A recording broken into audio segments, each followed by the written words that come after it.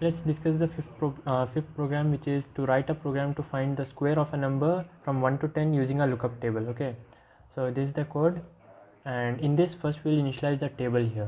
Okay, in this table we are initializing the squares of the numbers 0 to 10. Okay, so 0 square is 0, 1 square is 1, 2 square is 4, 3 square is 9, and 4 square is 16, but it is written here as 10. So why it is so? It's written in hexadecimal form. See here, if in decimal I type here 16 and then change to hexadecimal, I'll get as 10. In the same way, if I type here 25 and change to hexadecimal, I'll get 19, which is the 5 square.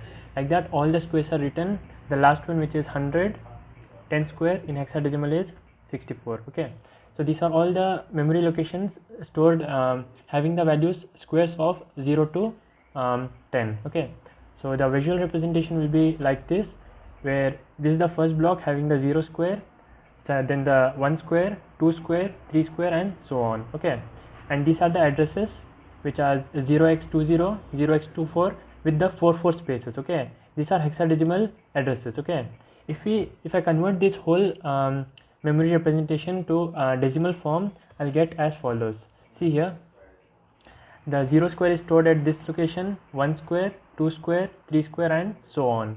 And the memory location corresponding to 32 is this one, 0x20. Okay, the table 1 is stored in the memory as the table 1 which is stored in the memory. It is starting from the address this one, 32. Okay, or 0x20. Okay, then the next location will have 1 square, then the next will have 2 square. Like that, all these squares are stored in the memory in continuous order with the gaps of 4 digits. Okay, so let's run the program and see how it works. To find out the square, first what we'll do, suppose that I have to find out the square of 5. Okay, to find out the square of 5, we need not multiply anything, it's already stored here at the location 52. So what we have to do is just access this location. How can we access this location? See here, if I want to get 52, what can I do is the starting address, which is 32, plus how many times I have to add 4? 1, 2, 3, 4, 5. If I have to find out the 5 square, I have to add 4 5 times. If I have to find out the 56, I have to add 4 6 times. So whatever number I want to find out the square of, that address is present at that many times 4 plus the base address, which is 32. Okay, so this will give me 32 plus 5 into 4, which is 20, is 52. Okay, so the same thing we are doing here. Remember this, write it somewhere, and I will be using this in the program very much. Okay, so note it down somewhere. If you have to find out the square of 5, we are multiplying 5 with 4, then we are adding with the base address. Okay, now let's move on to the code. See here, initially I will store the address of table 1 in R0. Okay, so I'll debug it and I'll run the program. Observe here carefully the values of R0, R1. Okay, initially the value of table 1 will be stored in R0. Okay, so let's run one by one.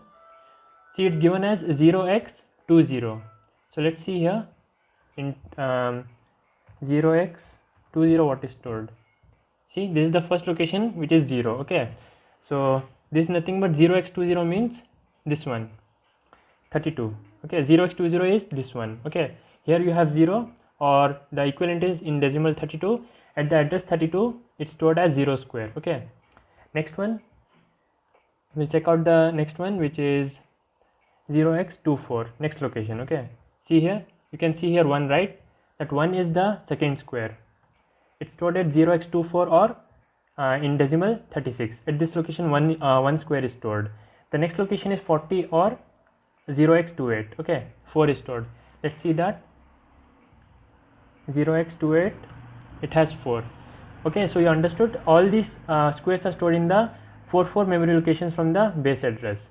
Now what we are doing is we are moving the number square which we want to find out, that in R1. Okay, so if I have to find out the square of 5, at that time I will move 5 to R1. Okay, so now R1 has 5. Then what I am doing here is, see, move R1. What we have to move in R1? This whole code. What does this code mean? this code is R1 comma left logical left shift 0x2. What does logical left shift mean? Logical left shift means you have to multiply the number which is stored in R1 5 into how much logical left shift? 2, right? So you will multiply by 2 square. If I write here logical left shift 3, at that time it will be 2 cube, like that, okay? Whatever logical left shift I write here, that much cube of 2 will be calculated, okay? So in our case it is logical left shift 2, so it will be 5 into 2 square, which is 5 into 4, which is 20, okay? So why we are multiplying by 4? See, before I mentioned, right, we have to calculate 32 plus 5 into 4 to get the final location. So whichever number I have in R1 which I want to find out, I'll multiply it. I'll multiply that with 4 so that I'll reach that memory location where it is stored. Okay. See, to show you in this, in the visual representation, see here.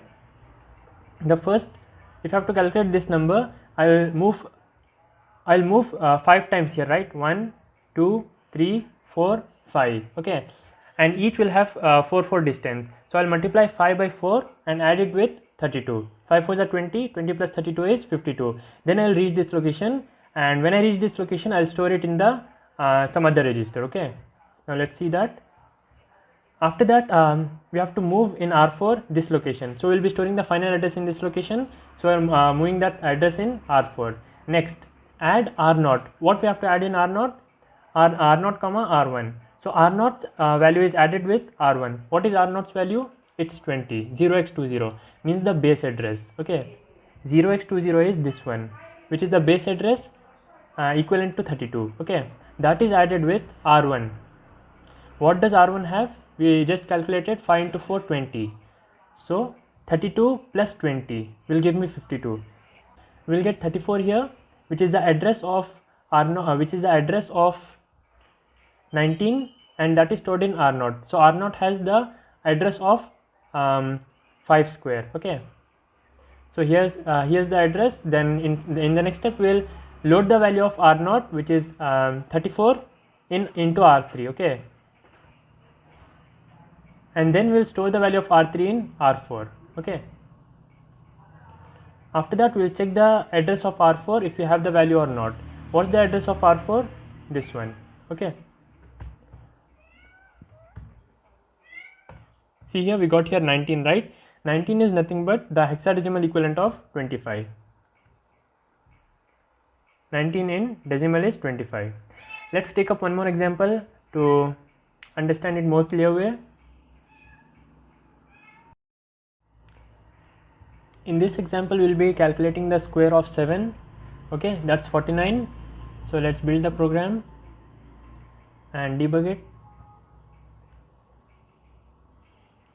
Starting from here, initially the value of table 1, which is 0x20, will be stored in R0, and then we are moving the value of 7 in R1, and then we are multiplying 7 by 4, which is 28, and storing the value in R1. So 7 4s are 28.